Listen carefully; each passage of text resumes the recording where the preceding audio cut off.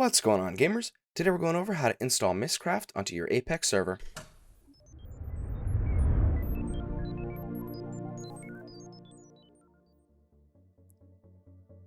Before we get started, don't forget to like, subscribe, and ring the notification bell in order to stay updated on all of our future tutorials. When you're playing vanilla Minecraft, a large part of the gameplay largely revolves around going out and exploring and seeing the world. But there's just one problem. The world gets boring. What do you do when you want to explore more, but you've already seen the Ender Dragon more times than you can count? I mean, shaders and replay mod can only make it look so pretty. Well, that's where MystCraft comes in. MystCraft introduces plenty of new environments to explore, and all it takes are a few simple items. Well, let's get into it. But before we get started, we're first going to need to know that you can find any links you need in the description below. Well, let's jump into it. To first download the mod, you're definitely going to need to download Forge, so head to the link below to find the Forge install process, and then once you've completed that, come on back here. Once you're back, you're going to go ahead and type in MystCraft Mod into your search bar. One of the first links that should show up is the CurseForge page. Go ahead and select that. Once you're here, you're going to scroll down to where you see the Files button. In this new page that shows up, you're going to scroll down once again to where you see Recent Files, which may take a moment, but on the right-hand side of Recent Files, you're going to see View All. Once you've selected that, you're going to see a new page titled All Files, and on the right-hand side, a selection that says All Versions. We're luckily just going to choose the latest 1.12.2 version, which is right at the top here, so just select the download button right there. To install it on your client side, what you're first going to want to do is open up your Minecraft launcher and select Installations at the top next to Play. From here, once you install your Forge profile, you should see it, and you can select the folder button once you highlight it. A new folder will appear, and in that folder there should be mods. Open up that mods folder and click and drag your download into the mods folder, and that is how you install it on your client side. This is required to play on a server, by the way, because it is a mod. Go ahead and select play. To get started on installing it on your server side, you're first going to want to head to your Apex panel and select the red stop button to stop the server. It may take a moment, but once it's stopped, you're going to scroll down to where you see the game file field, and you want to make sure that you're running the proper version of Forge. Again, this mod runs on the latest 1.12.2, so just select Forge 1.12.2 and you should be good to go. From here, you're going to select Change Version. In the new pop-up, you're actually going to have to create a new world this time. This is one of the unique cases where you must do this. From here, you're going to select Restart Now, and once it's reset, you're actually going to stop your server once more.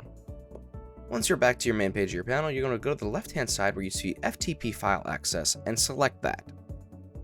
From here, a new page will pop up, and you can either sign in using your password for the panel, or if you've already got a cache password, you can use that too. Once it's logged in, you're going to scroll down to where you see the mods folder, which should be right in the center there. Select that, and then on the left-hand side, you'll be selecting Upload. This is where you need to be in order to install it onto your server. So upload your downloaded MystCraft file into the Add Files sections, and once it's at 100, you're going to go back to the main page of your panel by clicking the name up at the top and either start or restart your server in order to get things up and running on your Apex panel.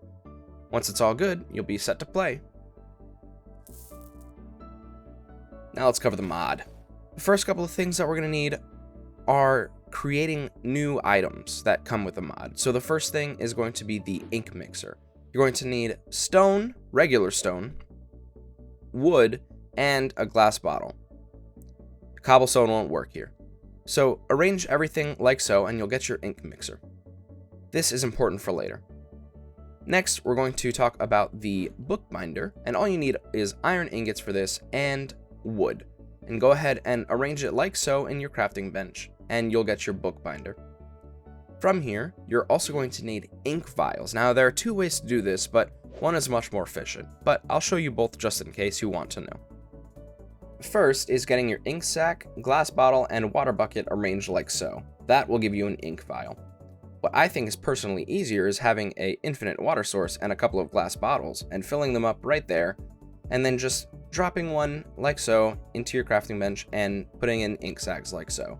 You get ink sacs pretty easily, so ink vials shouldn't be too hard to get either. Anyway, from here, what you're going to want to do is open up your ink mixer and drop on the left-hand side in the top your ink vials to create ink mixes like so. From here, we're going to create link panel pages. So place some paper beneath the ink vials on the left there, and on the right-hand side, you should see those link panel pages, and these are vital for travel. So what you're going to do here is go back to your book binder, and you're going to place a leather in the left-hand slot there, one of the link panel pages in the middle, and you can name your book whatever you want. Just for funsies, let's name it Name Here. To create the other type of book that we'll need, just head to your crafting table and place in a link panel page and leather just like so. What you're going to want to do with these ones is spread them out and right click to create an overworld teleportation back from whatever special dimension you link to. There are other ways, but they're a little bit harder to get to sometimes. Well, once you're ready, open up your descriptive book and right-click on the dark spot on the right page, and you'll be transported to a whole new dimension. This is really incredible because it kind of takes vanilla Minecraft and turns it up to an 11, in my opinion at least. Anyway, you can also get back by just going down to where bedrock is, and there is a portal to get back, like that. But, of course, that's not always the easiest to find, especially if you're unlucky. But, as you can see, the book is right there, and I get transported right back. Of course, I can just go right back down the same way I came out. However, if you don't have an easy out like me in this specific dimension, then what you're definitely going to want to use is those green books that we preemptively created, the linking books. All you got to do is right-click the right page again, and you'll be taken back to the overworld. Now let's cover a couple common issues. The first is if your server is stuck loading, all you gotta do is head back to your Apex panel and in the console type /fml_confirm. This will run a few things on our end with the Forge mod loader, and it should start up no problem. Next is, if the mod isn't working, it's very likely that you have some sort of mismatch. For example, if you're trying to run Forge 1.16.5, but the mod is a 1.12.2 mod, that won't work. So just make sure you're running the right things. Well, gamers, from insanely tall trees to where you can't even see the ground, to a new type of desert, or even a world that's not unlike our own, you can find pretty much anything you want here. And that'll just about do it for this one, gamers. As always, I hope that you have lots of fun. Thanks for watching. If you want to see more great content like this, then subscribe or click these videos. Until next time, gamers.